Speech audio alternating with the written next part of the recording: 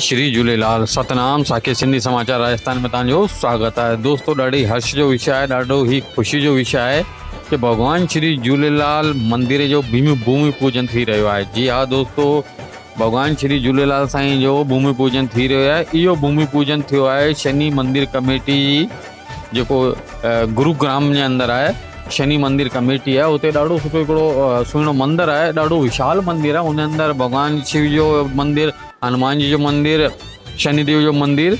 जाम वॾो मंदिर है। उन ही मंदिर की कमेटी खां सिंधी भाउरनि भेनरुनि भगवान श्री झूलेलाल साईं जे मंदिर जी अनुमति वरितनि कि असांखे बि हिते थोड़ी सी जगह ॾियो कि असां भगवान श्री झूलेलाल साईं जो मंदिर जी स्थापना करण था चाहियूं, मूर्ति स्थापना था करणु चाहियूं। त मंदिर जे कमेटी वारनि उन्हनि खे हा चई, अनुमति ॾिननि कि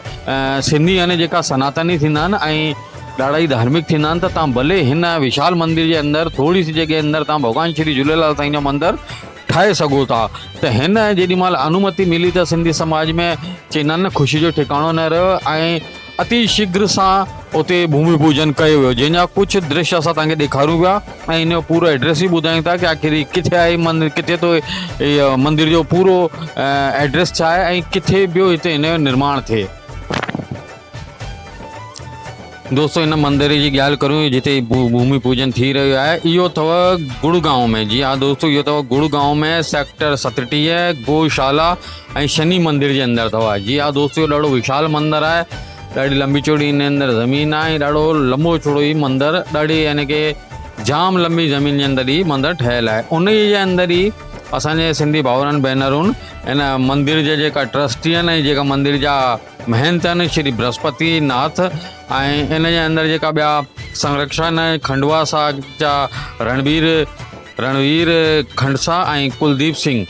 इन्हनि सभिनि संरक्षण खां इन्हनि अनुमति वरिती कि असांखे बि अंदरि भगवान श्री झूलेलाल साईं जी मूर्ति स्थापना करण जी अनुमति ॾियो। त इन्हनि सभिनी इहो चयो कि सिंधी समाज त ॾाढो ही जेको सनातनी थींदो आहे, ॾाढो धार्मिक थींदो आहे, तव्हां भले आराम सां हिते सुठे नमूने भगवान श्री झूलेलाल साईं जी मूर्ति स्थापना करे सघो था ऐं सुठे नमूने तव्हां तव्हांजो मंदिर बि ठाहे सघो था। त उन्हनि दिलि खोले करे इन अनुमति ॾिनी, जंहिंजे फलस्वरूप असांजे सिंधी समाज उते ॾाढे सुठे नमूने भूमि पूजन करे रहियो आहे। ऐं ॿी ॻाल्हि कि इन मंदिर के ठाहिण जो, मूर्ति स्थापना, इन पूरे कार्यक्रम जी अगरि ॻाल्हि करूं त इन जो जेको ख़र्च जो असां तव्हांखे ॿुधायूं त इन में लॻभॻि 25 खां 30 लख रुपया ख़र्च अचे पियो, जंहिंजे अंदरि गुड़गांव जा जेका पंहिंजा सिंधी भाउरनि आहिनि इन्हनि इहो सोचियो आहे कि असां आपसरी जे अंदरि थोरो थोरो करे इन खे असां मिलाए करे ऐं इन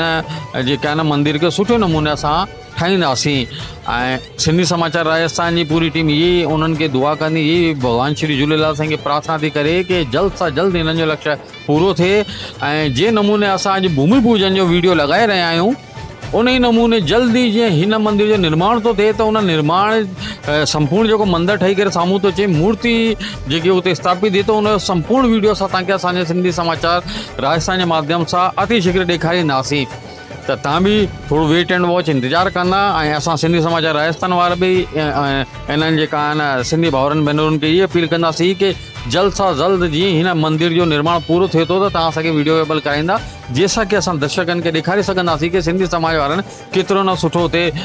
मंदिर जो निर्माण कयो आहे ऐं केतिरी न सुठी हुते भगवान श्री झूलेलाल साईं जी प्रतिमा जी स्थापना कई आहे।